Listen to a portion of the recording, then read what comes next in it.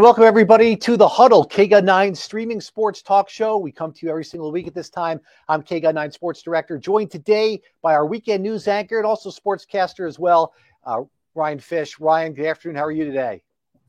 Doing well. It's been a good week so far. Better than I think Arizona basketball is doing right now. Both the men and women are a little bit in a slump. So, hopefully they get it together because March is less than 24 hours away here. Two different teams, two different stories. It's funny. It seems like the basketball team, the men's team, really wasn't penalized that much for that ASU loss because they only dropped one spot in the AP poll. And they were saying stuff right after the game, Ryan. We're talking about the 60-foot heave by Desmond Cambridge to win the game for ASU.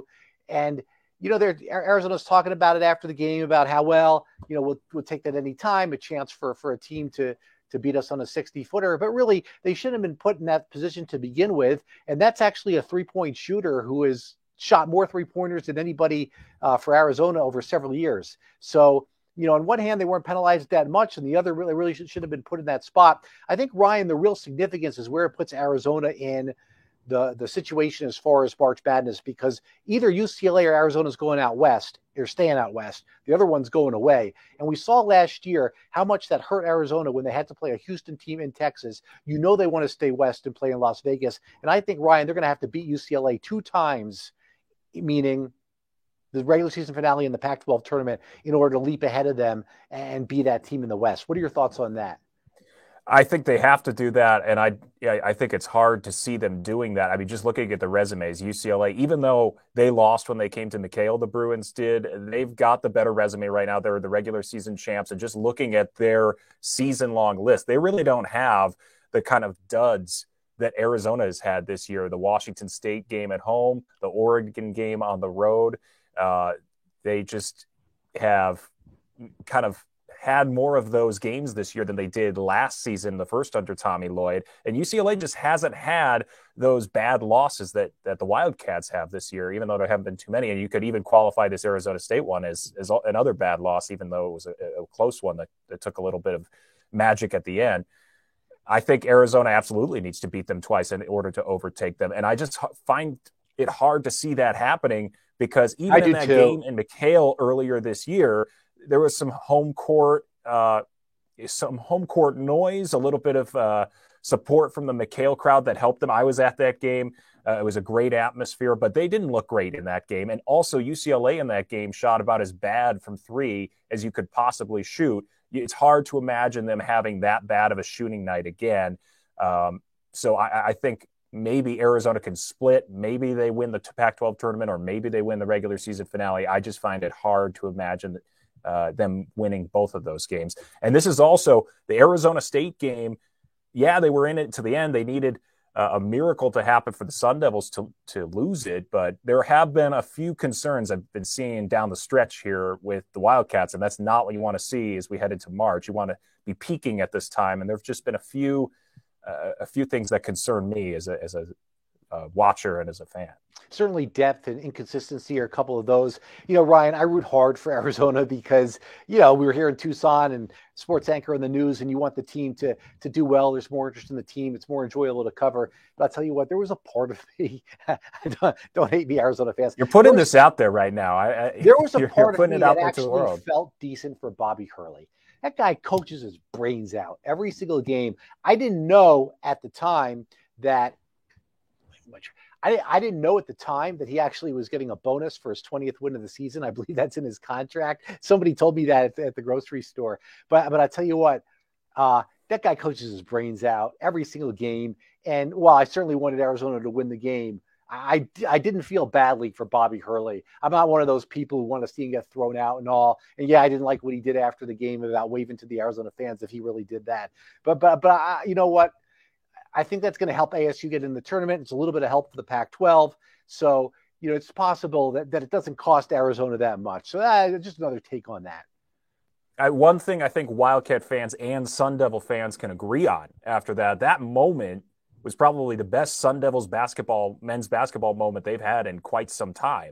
They were just kind of trying to make it over the top. They've been a fringe tournament team this year. Wasn't looking good for them. And that moment catapulted them back into the March Madness conversation, ESPN right now has them as the last team in. Yeah. So they're right on that borderline, could catapult them into the field. Also, just getting that type of win on the road against your rival. They've never beaten Arizona unranked against a ranked Wildcats team in McKale. They did that. So, I mean, just all of that consideration put into it, that moment was probably the best moment they've had as a program in a long time. Just, they had a big win in Kansas early in the season. They had a big win in Kansas early in the season a few years back and had a big run to start the season, and then went to Arizona. And if they'd won that game, would have been the number one team in the country. They were kind of flirting with that, and they lost at McKale Center. So yeah, this actually was a big moment for them. And you talk about the issues with Arizona. They still don't have the eighth player.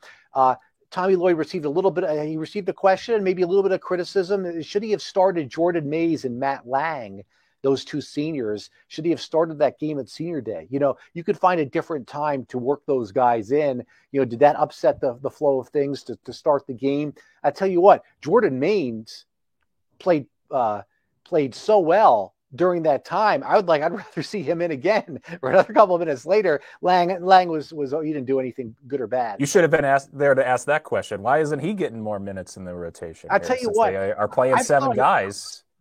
I thought he could play for years. A couple minutes here and there. And let's say he only played 3 minutes a game. He actually would be happy with that because he wasn't going to get any. And imagine the effort you would get with those 3 minutes. On defense. I think he can play. But anyway, there was a question about that. And of course, the other second guessing from that game, Ryan, was whether or not Oumar Ballo should have missed the free throw at the end on purpose to make it harder for ASU to do what they did at the end of the game. And I think that's a fair criticism. I think so too. And I think Tommy Lloyd acknowledged that. Just thinking about that point really quickly, there's 2 seconds left in the game. Arizona's already up by 1. 2.9. If you miss the free throw intentionally, there's automatically a second and a half of a scramble. There's no way Arizona State can get in a shooting position in that time. And then even if Arizona State gets the rebound immediately and chucks one up, they are from the complete opposite end of the court. And there's even less likely of a chance. Also, even if you make it, the defense was just kind of baffling to me how clean of a look Cambridge got heading toward. Because you don't want to foul. I know it was, you want to challenge the shot, but you don't want to foul. Understandable, but I mean, it looked like those shots that they take in practice. Those guys take those shots in practice all the time for fun of it, and they hit a lot of them. And that's exactly what it looked like to me. It looked like one of those drills in practice. Oh, got to get a buzzer beater off right before the end of the game. Let me just chuck it up from 60 feet. They do that all the time, and that's exactly what it looked like to me. A perfectly executed little weave, nobody in front of him. He just took the 60-foot shot. I know it's still a prayer, but that's a pretty clean look. No pressure on the ball or anything. His stroke was so good on that shot that you thought it might go in when he heaved that up. So that did happen there, and it's a tough way to end the regular season at McKale Center. So yeah, those are fair criticisms. I get it. I think what Tommy Lloyd probably just thought was, hey, there's so little chance that's going to happen. You might as well just make the free throw. But yeah, ASU had no timeouts there at the end. So tough way to lose there for Arizona. But I get it. I get that. I saw some of the waving and the kind of a little bit of a taunt after the game, after the celebration, kind of waving goodbye to the Arizona fans. I mean, when you win an emotional game like that, I mean, I'm just trying to think if Kirk Kriisa or somebody on the Wildcats hit that shot to win it. ASU. He would have done that. Oh my goodness, he may have run into the concourse and started high-fiving people on their way to the parking lot. I have really no problem with that because I think that's how I would react to if I hit that shot. Let's stay with the Pac-12 here and talk about something a little different. Now, full disclosure, Pac-12. Full disclosure here, Ryan and I work for KGUN. So KGUN is the ABC affiliate in Tucson, and only really in the major cities of the United States are the ABC affiliates called O&Os. They're owned and operated by ABC. We are owned by a company called EW Scripps, along with the ABC station in Phoenix and about 60 other television stations. EW Scripps owns ION. And if you're not familiar with ION, they are the 5th largest over-the-air network. Obviously, the big three, ABC, CBS, NBC, and then there's Fox, and then there's ION that's next. And ION has a lot of channels in the cities where the Pac-12 or soon to be Pac-10 teams are, with USC and UCLA leaving. And Scripps started up something called Scripps Sports last year to take advantage and try to air some live sports. So Ryan, I don't know about you, but I wasn't actually that surprised when I heard ION's name in the mix for maybe some Pac-12 media rights. The Pac-12's media deals with the networks ends next year. So a lot of people were like, oh my goodness, what's this ION in? I actually wasn't surprised. I don't have any insider information or don't know anything more than anybody else knows, other than what was mentioned on the quarterly conference call by one of the executives. But I thought that was interesting, Ryan, that ION possibly is in the bidding to air some Pac-12 games. It's especially interesting for us. This is the company we work for, but it makes a lot of sense if you're Scripps and you have the ability to make this kind of a deal, to have that kind of draw for the eyeballs coming to your stations. I mean, it does make sense. And I was reading an article, I believe it was Forbes, but one of the Pac-12, I don't think it was a coach. I think it was an AD talking about the media rights deal. There's been talk about maybe Amazon, maybe Apple getting involved with the Pac-12, and there has been hesitation out there. There are people out there that want this to stay the old school way. They don't want a streaming service to be the next provider for the media rights deal. They want this to be on TV. They want to have TV talking heads like us talking about these teams throughout the week. They want to have programming shows. They want to have people tuning in to watch other programs stick around for the sports and vice versa. There's a desire out there to keep it within the kind of old brick and mortar TV over the air and that sort of to take it there instead. Well, it could still be pushing it to streaming services. It could still be. So part of the issue is that the Diamondbacks are on Bally Sports Arizona. That parent company might be declaring bankruptcy, and there's no place now for the Diamondbacks games to air. And so if you think about it, you're young, but in the past, these games would actually be on free TV. So the CEO of our company talked about how he grew up in Los Angeles, and the Dodgers games were on over-the-air TV. And same for, I know I grew up in the New York area, and we had the Yankees on Channel 11 and the Mets on Channel 9, in addition to some games on cable. So it could be on over-the-air TV as well, not just streaming. I think that would be part of it. But the real kind of hiccup in what's going on here are these regional sports networks that, to borrow a word that's been used, are imploding for whatever reason. I guess it's cutting the cord. They're relying on cable subscriptions, and there's been some cord cutting with people going to streaming. So that's a part of it too. And we could have a situation where the Diamondbacks aren't on Bally Sports Arizona later this year, and they're actually those games are being taken over by the Major League Baseball network.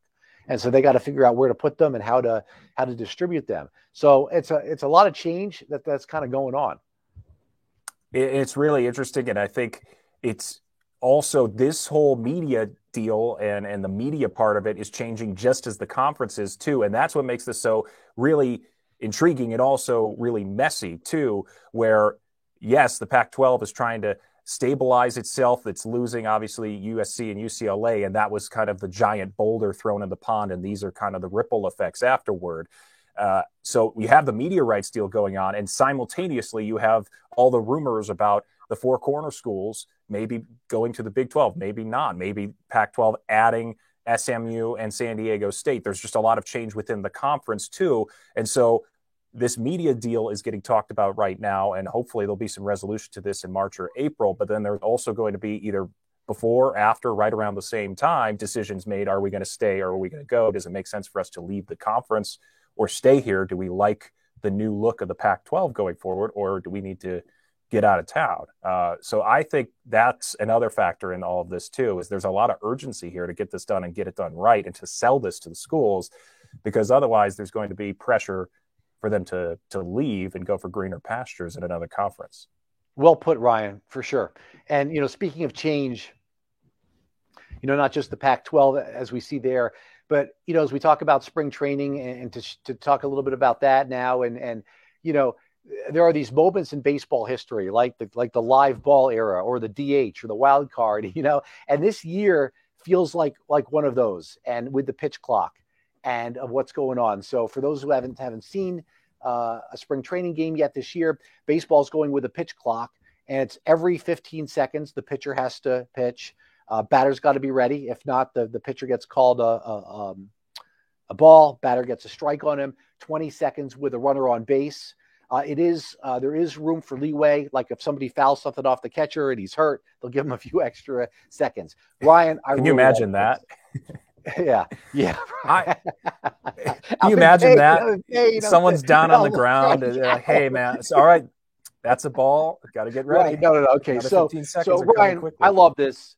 I mean, come on. I think it's common sense. We've had a shot clock in basketball forever. It's just that people aren't used to this. And I'll throw out this other wrinkle that I feel like I have a good feel about. You know, I've been here and we've covered Arizona softball for a while. That product of college softball is a fantastic product, right? And they go so much faster than baseball. They just pitch and pitch and pitch. They also play only 7 innings too, and that adds to the which they're doing in baseball now for doubleheaders, right? They're playing 7 innings, I believe, in the second game of the They were doing that during the COVID year. I think they did go back to 9 innings. At least I could be mistaken. I think they're back to full 9 innings for doubleheaders. But I know during the COVID year that was a 7 inning for each game, which I also didn't hate that. Yeah, I don't like that because I think that messes with the statistics a little bit too much. When you give a pitcher a complete game, you only go 7 innings. But anyway, they were doing that. I think. Back to the pitch clock. I love the pitch clock. It's so much faster and better. It's just you're just not used to it. What are your thoughts on the pitch clock? I don't want to just say I agree. Maybe I should have a different opinion here just for the sake of the show. Well, it's more than just the pitch clock, Ryan. There's bigger bases and there's no shift. Yeah, there's a lot of rules. Usually it's been kind of one at a time. I know about 10 years ago they added the wild card game. They started doing that. Of course, they had the runner on second base and the extra innings rule, which goes away during the postseason. But they've slowly been integrating these rules. Well, and the postseason, when it matters most, you don't have that. I think that makes a lot of sense too, because you don't want they are trying to get rid of the 18-inning marathons. Because what that tells you, Ryan, is it's really not that good a rule. So we're not doing it in the postseason. They're just trying to end the game. To me, baseball, it's like overtime hockey going 3-on-3. They want to end the game quicker. They don't do that in the postseason. One of my favorite parts about baseball is deep extra innings with all the strategies and what to do about the pitchers and everything like that. So I don't like that rule. So it's good. You know, we don't need to agree on everything. So that one I'll disagree with. But I agree with you. I think the pitch clock makes a lot of sense. And also, it's not like this is coming out of nowhere. If you're a casual baseball fan, they did test this in the minor leagues last year, I believe. They tested it extensively. And by the way, towards the end of the year, there were very few violations. Yes, they didn't have a spring training to test it out. That's exactly what I was going to say. So there you go. They started it. It had this awkward period that we're seeing now with Major League Spring Training, where people are not used to it. Games are ending on the rule. Everyone's a little bit confused. But by the end of the year, those violations had gone down from multiple times a game on average to less than 1 or something like that. It was not happening very often because people adjusted and the minor leaguers adjusted. So I think it's great. Even if it chops 20 minutes off the game, which is what it's doing now on average, I think it makes a lot of sense.